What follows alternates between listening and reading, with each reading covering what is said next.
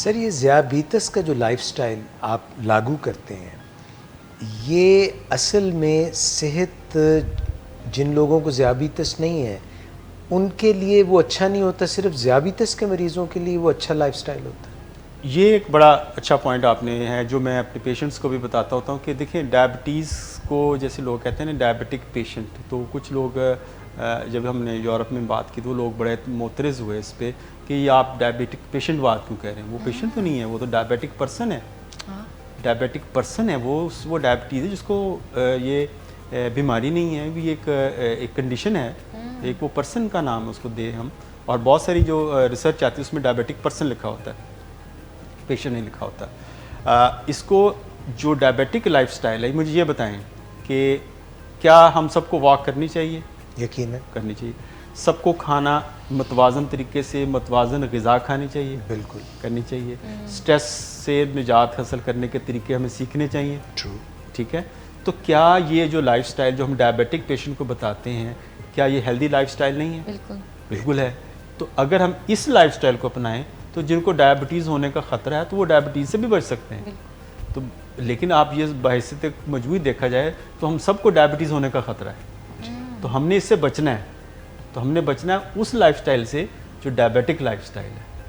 तो diabetic lifestyle दरअसल healthy lifestyle है, सेहतमंदाना तर्ज ज़िंदगी है जिसको हमें अपनाना है। डॉक्टर साहब, आज के लिए आखिरी सवाल, जब किसी की आप सजेस्ट करते हैं कि A1C जो है वो 5.5 या उससे कम रहे तो ये नॉर्मल हेल्दी जो है उसकी ब्लड शुगर लेवल्स हैं, जब ये 5.5 से ज़्यादा बढ़ने लगती है तो आप ये कहते हैं, डॉक्टर्स ये कहते हैं कि 6.5 या इससे ज़्यादा 7, तो दिल के ऊपर बड़े बुरे असरात मुरतब होते हैं। दिल के ऊपर इट इज़ लाइक कि उसको बुरा असर होता है। क्या जब ये डायबिटीज़ 5.5 से ज़्यादा रहती है और कई साल गुजर जाते हैं, पता भी नहीं चलता, या जब पता चल जाता है और कोई नहीं उसकी केयर करता, तो दिल के साथ साथ क्या दिमाग पे भी बुरे असरात पड़ते हैं? डायबिटीज़ जैसे मैंने बात किया कि दिमाग पे असरात इसलिए थे कि डिप्रेशन, एंग्जाइटी, साइकेट्रिक जो डिसऑर्डर्स हैं वो डायबिटिक के अंदर ज़्यादा कॉमन है। अच्छा, जहाँ तक जो HbA1c का ताल्लुक है, ये एक पैमाना है जो आपको बताता है कि आपकी डायबिटीज़ का कंट्रोल अच्छा है या नहीं है, आप अच्छे कंट्रोल के अंदर हैं या बुरे कंट्रोल के अंदर है। तो ये आपको एक, जैसे बुखार के लिए हम थर्मामीटर को यूज़ करते हैं, तो डायबिटीज़ की जो जांच के लिए हम HbA1c टेस्ट इस्तेमाल करते हैं। अच्छा, इसमें कुछ अर्सा पहले दुनिया के अंदर एक ट्रायल हुआ, अकॉर्ड ट्रायल, और एक उससे पहले ट्रायल हुआ था जो यूके के अंदर हुआ था, यूके PDS ट्रायल हुआ था। उन्होंने 2 सबक सीखे उससे। 2 सबक, पहला सबक यूके PDS ट्रायल से ये था कि जिनको टाइप 2 डायबिटीज़ है और वो अपनी शुगर को पहले दिन से अच्छे कंट्रोल में ले आए, यानी मैं पहले दिन से यानी अच्छा टाइट कंट्रोल कर लें, रिज़ल्ट अपनी बड़ी अच्छी A1C को कंट्रोल में रखें, तो ज़िंदगी में उनको कॉम्प्लिकेशन नहीं होती। अगर ज़िंदगी में चाह जाए कि उनका कभी कंट्रोल ख़राब भी हो जाए, और इसको 23 साल बाद दोबारा देखा गया कि उन लोगों में जिन्होंने पहले दिन से कंट्रोल में रखी थी, उनके अंदर कॉम्प्लिकेशन की यानी पेचीदगियों की शरह बहुत कम थी।